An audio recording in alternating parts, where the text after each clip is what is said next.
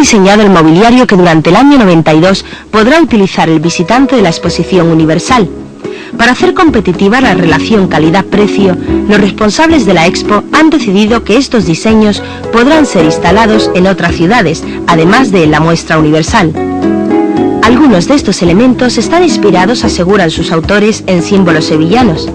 Así las farolas de Santiago y Perry King tienen como referente la madeja del escudo de la ciudad. Las papeleras de Pedro Miralles reproducen las 12 caras de la Torre del Oro.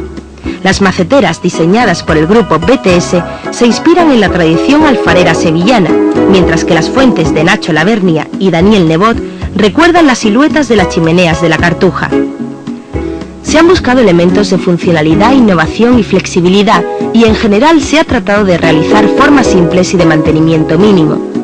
Las cabinas telefónicas, por ejemplo, permiten la adaptación al uso de los minusválidos, y los mástiles de bandera llevan un motor incorporado al igual que las empalizadas.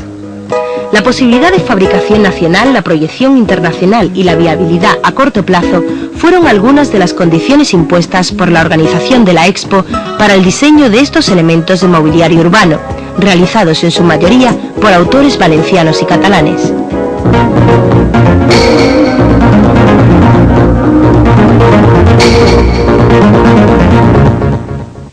De lo ocurrido desde nuestra última cita destacamos la entrada en funcionamiento del Puente de las Delicias sobre el cauce del Guadalquivir histórico. En realidad son dos puentes en uno, sobre pilas comunes, levadizos ambos, con sus mecanismos ocultos en los gruesos pilares, que se utilizan uno como viario con 6 carriles de circulación y otro como ramal ferroviario de acceso al puerto de Sevilla. 2.500 millones de pesetas ha costado la obra.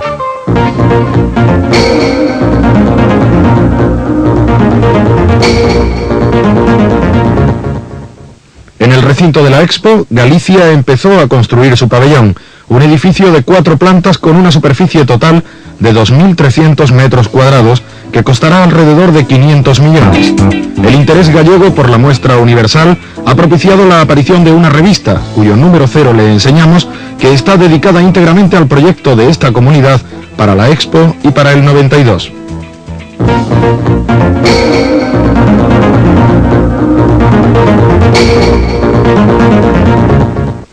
Y La Rioja también comenzó las obras de su pabellón. Este, según palabras de sus responsables, será el más austero de los que construyan las comunidades autónomas.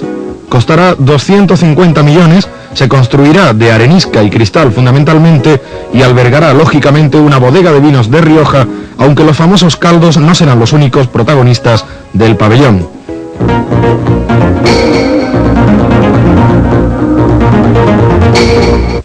El príncipe Felipe de Borbón, en su última visita a Sevilla, hace acaso un mes, fue el último en firmar en el primer tomo del libro de oro de la Expo, el libro de firmas de la Expo en el que se recogen de puño y letra los testimonios de las más destacadas visitas a las obras de la muestra. Cronológicamente, porque en este tipo de documentos, que luego ocupan importantes lugares en archivos y bibliotecas históricas, el protocolo manda. Fueron sus padres, los reyes de España, los que dejaron el primer testimonio de apoyo en la que fue a su vez la primera visita real a las obras de la Expo. Ocurrió el 12 de abril del 88, aunque ya 14 meses antes, el por entonces presidente del Congreso, Félix Pons, había estampado su firma, siendo así el notable que más temprano lo hiciera. Tras la firma de los reyes, la del presidente del gobierno, Felipe González, quien, según nos explican de protocolo, se limitó a firmar y no escribir mensaje alguno por cortesía con sus majestades. Sobre todo, el libro de oro de la Expo, como muestra universal que es, recoge la firma y la prueba del paso y del interés por la muestra de grandes personajes del panorama internacional. Por aquí pasaron Amadou Matar Mabou, director general de la UNESCO. Largas listas de embajadores de todo el mundo. El portugués Mário Soares. el vicepresidente de la República Popular China hace ahora 2 años. Bartolomeu, embajador americano, y Goody, presidente de la Comisión USA del quinto centenario, que hicieron recordar que los Estados Unidos son el 5º país hispanohablante del mundo. Belisario Betancourt, el italiano de Michelis, ahora en la cima diplomática, la condesa de Barcelona, María de Borbón, los 3 alcaldes de las ciudades del 92, el sevillano Manuel del Valle, el madrileño Agustín Rodríguez Sahagún y el barcelonés Pascual Maragall, hace ahora justamente 1 año. Aníbal Cavaco Silva, quien visitó la Expo con su homólogo Felipe González. Unos estampan lisamente su firma, otros dejan mensaje. Gabriel Ortega, ex de Nicaragua, dejaba su deseo de celebrar el 500 aniversario del descubrimiento de la justicia y de la paz. El secretario de Estado de Hacienda, Borrell, anotaba que así cambian las ciudades, los países y las gentes. Y Laurent Fabius, presidente de la Asamblea Nacional Francesa, dejaba su firma para esta primera exposición universal de una nueva Europa y de un nuevo siglo. Lógicamente, hay firmas en todos los idiomas y escrituras. Terminado este primer tomo del libro de oro de la Expo, que por cierto es de oro por la calidad de los firmantes y no por el material de que está hecho, ya se ha abierto el segundo tomo. Ahora, empezado el año 91, la víspera de la Expo, empieza también el que será el periodo más intenso, tanto para las obras de la muestra como para las visitas del recinto.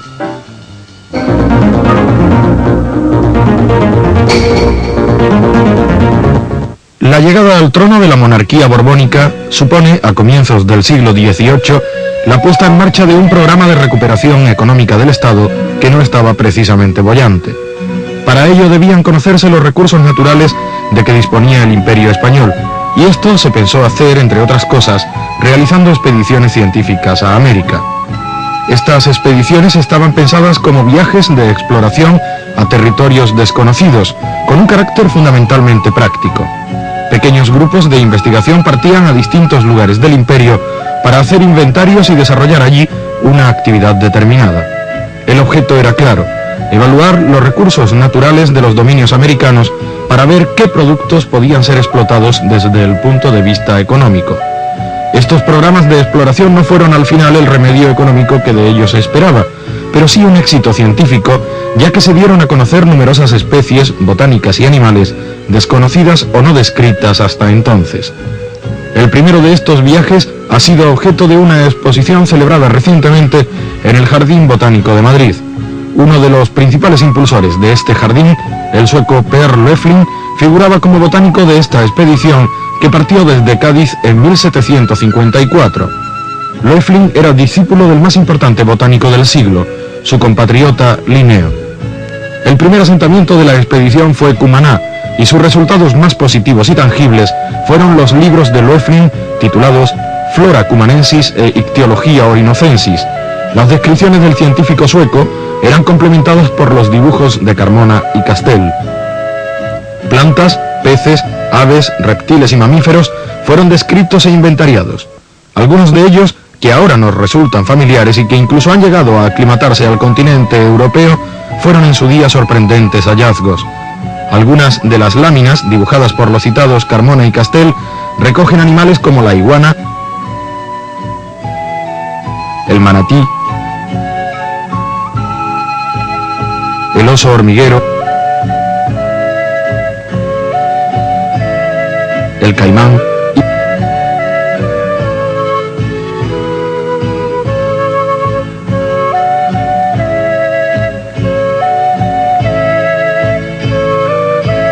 peces tahalí, corcovados,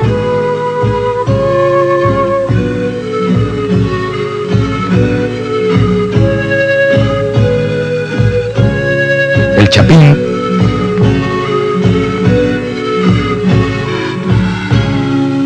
gran laulau,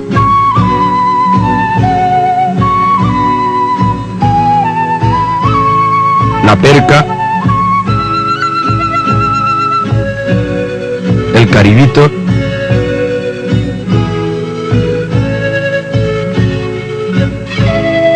y plantas como las cerezas de Indias,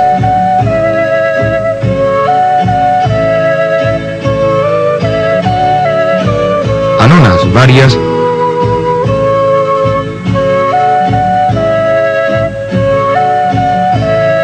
nísperos o cacao.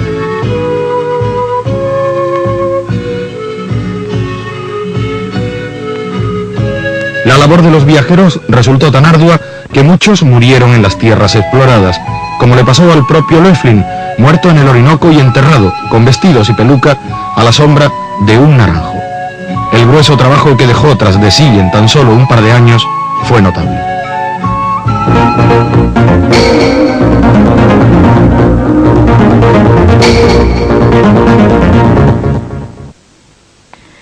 La República de Austria está inmersa en el intrincado puzzle de la Europa central. Sus casi 84.000 kilómetros cuadrados tienen por fronteras a Suiza, Liechtenstein, Alemania, Checoslovaquia, Hungría, Yugoslavia e Italia. Lo más característico de su paisaje es la alta montaña y los lagos de origen glaciar, de una belleza espectacular, que son aprovechados para la práctica de deportes náuticos por una población que no tiene salida al mar, con un claro predominio del relieve montañoso que le procura al país una elevación media de unos 1000 metros. Es el país centroeuropeo de mayor densidad forestal, propiciado por el majestuoso paisaje de la alta montaña alpina. Bosques y praderas ocupan los 2/3 de su superficie. El abeto, el roble y la haya son elementos indisociables de su personalidad. Este relieve y su intensa hidrografía la convierten en uno de los primeros exportadores de energía. La minería, las explotaciones forestales y la agricultura intensiva son aspectos fundamentales de su economía. La balanza comercial tradicionalmente negativa se equilibra en buena parte por el auge turístico. No le faltan atractivos a este país. Austria es heredera de una larga e intensa tradición cultural. Su capital, Viena, posee una impresionante arquitectura, amalgama de influencias y a la vez centro de difusión cultural durante siglos. Sus palacios, sus teatros, sus puentes y fuentes, la extraordinaria densidad monumental de sus calles, repletas de elementos decorativos y artísticos, son el mejor símbolo de la excepcional vida artística que siempre ha vivido y vive la capital austríaca. Los nombres de Mozart, Haydn, Strauss o Schubert bastan para dar una idea de la importancia musical generada por este país. Pero esta cultura con mayúsculas, verdadero compendio del arte europeo, tiene su paralelismo popular en la creatividad que se vive en sus calles y en unas tradiciones que perviven en el medio rural y muy especialmente en el Tirol, en parte gracias a los apoyos oficiales. Este país, que habla un alemán más melodioso y suave que el de sus vecinos y que parece guardar una particular armonía en cada uno de sus elementos sociales, artísticos y paisajísticos, es el producto reciente de una agitada historia. El conglomerado del Imperio Austrohúngaro, con sus fuertes tensiones nacionalistas, fue uno de los desencadenantes de la Primera Guerra Mundial. De su desmembramiento tras la guerra surgió la República Austríaca, que pronto fue borrada del mapa por la expansión nazi. Desde el año 55, ya recobrada su independencia, Austria se ha convertido rápidamente en un país próspero y que ha sabido mantener y cultivar el espléndido legado cultural con el que hoy nos sigue deslumbrando.